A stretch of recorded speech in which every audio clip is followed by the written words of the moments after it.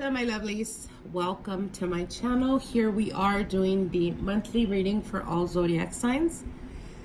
This is going to be for Gemini, Sun, Moon, Rising, and Venus. We've already pre-shuffled the cards for time purposes. How are you guys doing? I hope you guys are doing great with this freaking heat wave. Oh my goodness, I hope you guys are staying cool. I live out in the desert, so it has been an inferno. Oh, nothing new to witches, right? Anyways, let's get into your reading, Gemini. Let's see what Spirit has for you guys for the month of September. So like I said, we've shuffled the deck already, so let's get right into your reading. All right, Gemini, your first card here is the Seven of Pentacles. All right. For some of you guys, you may be dealing with people from the past, or you may be experiencing being very contemplative, looking towards the past in the present and reminding yourself or remembering past experiences, whether they were good or whether they were bad. But I don't see this as a negative. I feel that for some of you guys, it could be just that you've been focused very heavily on work or trying to achieve some type of stability or some type of goal. Now, the obstacle here is, yep, exactly what we just said. The obstacle here is the Eight of Pentacles. Okay. So this is definitely a finance reading.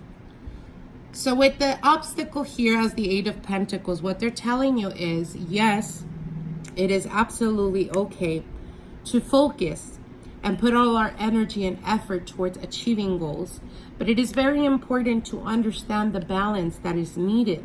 The balance, it could represent whether are you giving enough time to your family? Are you spending enough time with your kids?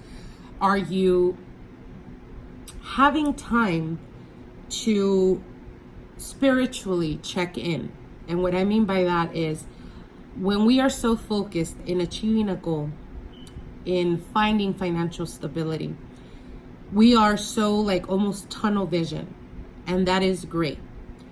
But when the Eight of Pentacles comes up as a challenge, the challenge here is putting too much effort and too much energy towards this leaves you unbalanced, because there's other aspects in your life, whether it's romance, whether it's, being around family and friends, socializing, being out there, recharging, stepping away from electronics, not communicating in the sense of work.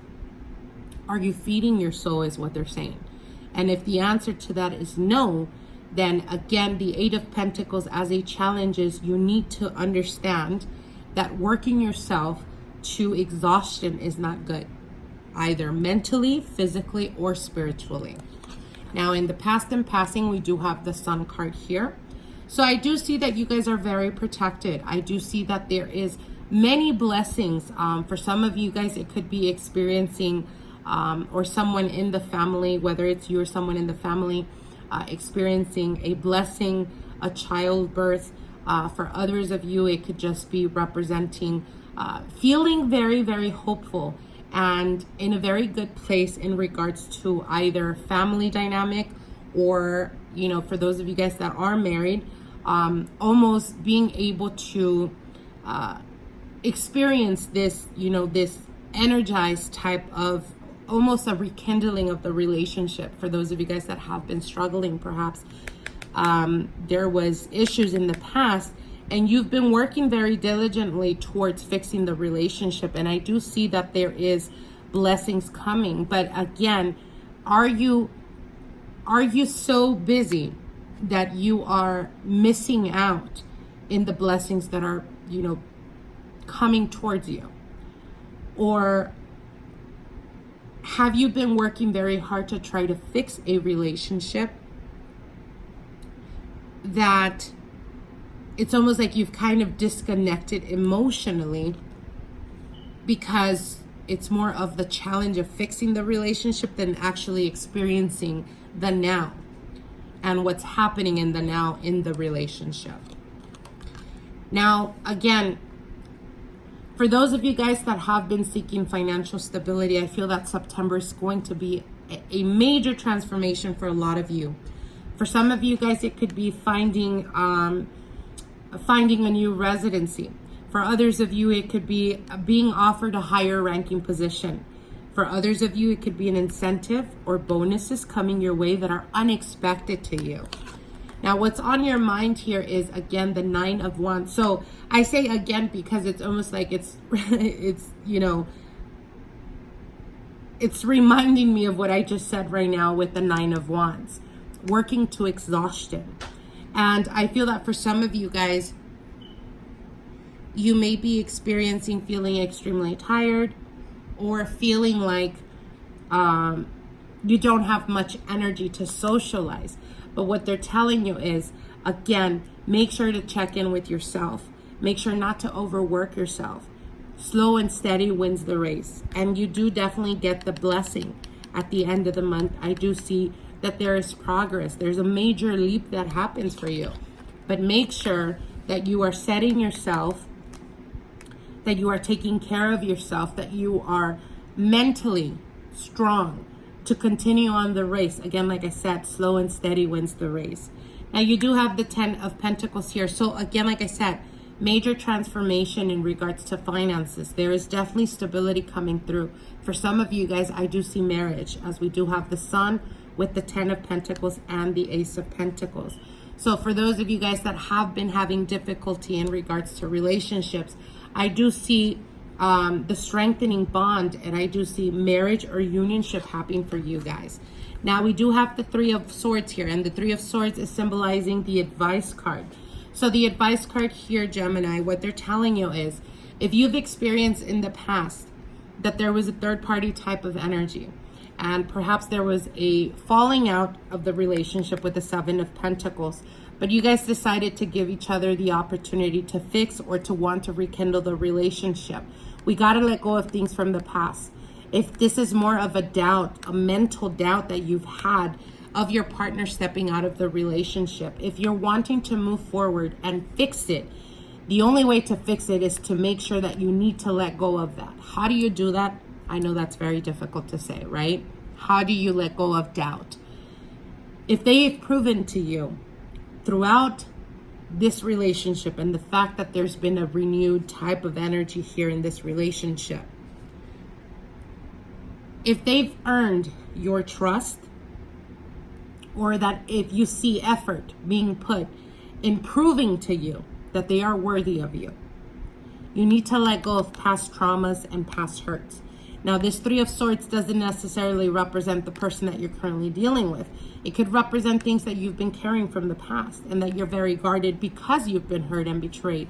But what they're telling you here, the advice card with the 3 of Swords, is you got to let go of past traumatic events. You got to let go of your doubts. If you're wanting to fix the relationship with this person that you have doubts from, the only way to be able to fix it and strengthen the unionship is letting go of those doubts. And being able to let go of that is to understand or to come to the point of acceptance. Not in the betrayal itself, but in acceptance of, well, if you've been holding on to this for the past 3 years and nothing has shown you that this person did step out of the relationship, you need to let that shit go. Because the only one that is harming the relationship in the present time is you, because of your doubts. Now, you do have here the Page of Wands, and the Page of Wands is very receptive energy, but it also speaks about travel. So for some of you guys, there may be travel involved. Yeah, definitely I see travel here. Now, we do have the 8 of Wands here, and the 8 of Wands does speak about quick communication, open communication with your partner, being able to get on the same page, or being able to, again, like I said, let bygones be bygones, move away from self-doubt and be able to move forward in a positive way. Now, you do have, again, the 7 of Swords here. Now, the 7 of Swords with the 3 of Swords.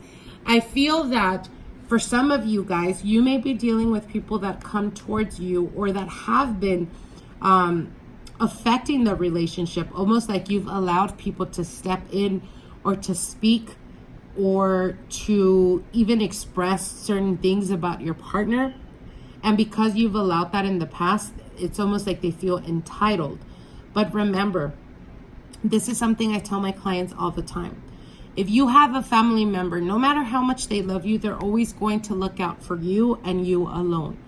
And where does this leave us in relationships? Well, you know damn well that they will always put your self-interest before your partner's.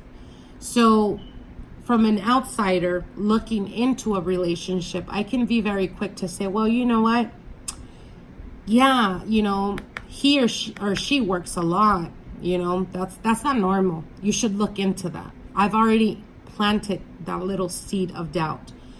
And when I do that, I'm doing it because I'm trying to look out for you as your brother or as your sister or as your friend or whatever. But it is directly impacting the relationship. Why? Because you're lending me an ear, right? So you have that little doubt, that little seed. And then for some reason, one day your partner shows up and gets there a little bit, more later than usual. And because that little doubt is already there, what happens? It's almost like, oh, okay, here's another little seed, right, of doubt. So what they're telling you is don't allow people to opinionate in regards to the relationship or to feel entitled like they have the right to speak about the relationship. Because in a relationship, in a partnership, it's two people.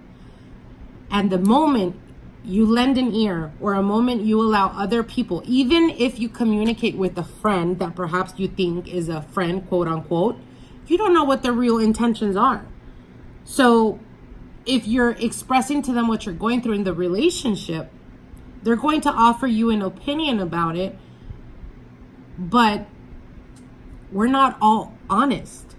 So you don't know what their intentions are behind, the advice they can give you. And instead of fixing or helping the relationship, they're hurting it. So again, what Spirit is telling you here with Seven of Swords is, in order for you to be able to move and stabilize the relationship, you need to stop with the sneakiness. And this is to those of you guys, as an example, if you communicate with, like, say you're in a relationship and you're the woman, if you communicate with a friend, right, that you're like, oh, it's just a friend, but your partner is unaware of that friendship, or they're unaware that you're communicating with them. If you want honesty and truth, then you should do the same. You should offer the same. And let go of self-doubt or let go of doubts in regards to the relationship. Don't allow people to intervene or to, a lot of the times we tend to, when we're in relationships, we tend to vent to our friends, right? And again, like I said, they're always going to give you advice that is to the best of your interest, not to the best of the interest of the relationship, because they're going to put your needs first. If they're your friend, they're going to put your needs before your partner's, and that's not a partnership. So don't allow other people to step in or to take a glimpse into the relationship, because that's when you have too many people being involved in a relationship, and it no longer is a relationship or a partnership between two people. It's having to deal with the sister, with the brother, with the friend, with the best friend, etc., etc. Okay? Now I'm going to be pulling out a card from the Return of Spirit. This is a direct message for you from Spirit to you. Let's see what we have. Beautiful card. Beautiful. I'm not sure if you guys can see the colors here, but very, very strong energy. And this card is Manifest. Energetically, everything is falling into place. You are coming into a high point where you will find you are able to easily manifest the people, things, and situations you need to carry you forward on your journey. The energy of manifestation is a creative force, and right now it is in full flow for you. Stay focused on where you want to go in life and how you want to feel. Don't worry about the details of what you think life should look like. The universe is infinitely wiser than we are. With our human point of view, Just know and trust that things will come out perfect, in perfect order and in perfect time. We don't manifest anything that is not part of our soul's plan. So while you may not win a lottery, you can expect to experience abundance and ease while these energies are here. This is a great time to play with and learn about the order of manifesting. While you will notice that most of this is done by higher self. A smaller portion will be manifested from your conscious mind. Explore it fully and have fun with it. Anything can be manifested at this time, so do not limit your potential. Your soul knows no limits and your potential. You are a creator and able to naturally turn energy into physical manifestation. You can use the power of manifestation to help you gain understanding about your purpose, to help you connect to the light, to the right people or organizations, or even aid you in getting the financial resources you require. Really, the sky is the limit with this one. Enjoy it while it lasts. Hold in mind that it wasn't intended that you use your ability to manifest for yourself only. You can also use this to help others who may not be able to help themselves right now. Very beautiful, beautiful message. I hope you guys enjoyed this reading, and we'll see each other soon. Bye.